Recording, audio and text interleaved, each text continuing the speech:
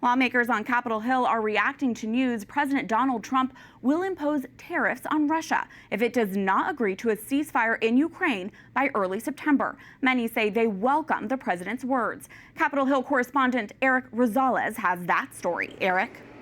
Well, good evening, Catherine. President Trump's decision to increase the pressure on Russia to stop the killing in Ukraine within 50 days is bringing an entirely new push among Democrats and Republicans here in the Senate.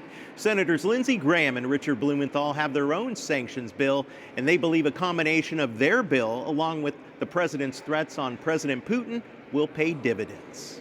As welcome as the president's action is, I think we need to push even harder for our Russia sanctions bill because it is broader, stronger. The president is bringing down a hammer.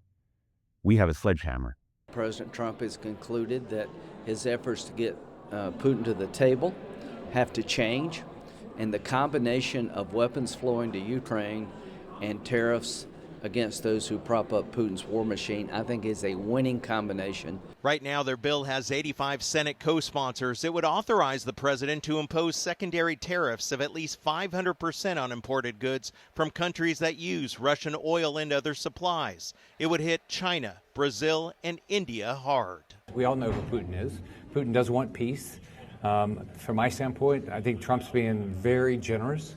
I think we ought to have ought to have sanctions, we ought to have tariffs immediately because he's not going to change. But not everyone's on board. Are we really going to have an embargo on India and on Turkey as well?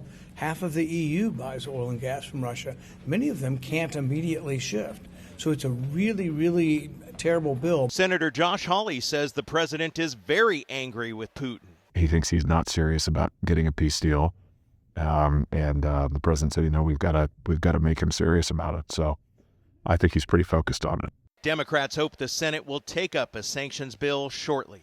If the president wants to try in a war that's been going on, since 2022, if he wants to try to, for 50 days, we're going to hammer down and find something, or we're really going to drop the hammer on the Russian economy, that would make me feel good.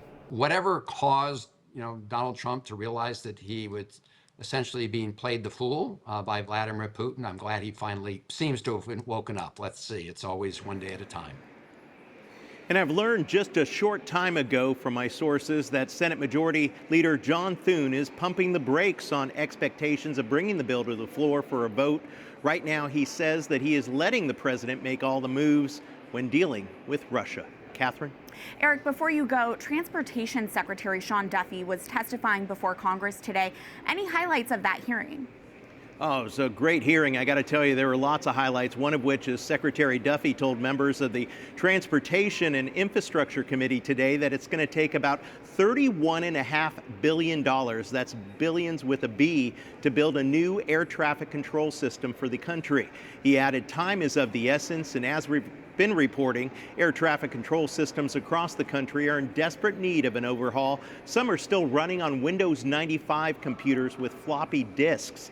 Secretary Duffy announced a plan back in May to build a new air traffic control system by 2028.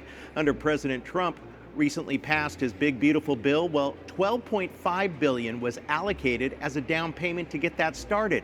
But that still means that Congress has to find an additional $18.5 billion just to improve the air traffic control system. And Catherine, Secretary Duffy said that it's going to take about 6 to 8 months to pick a company to then update the system, and then another 6 to 10 months to debug it before it's deployed into the country. Wow, long time.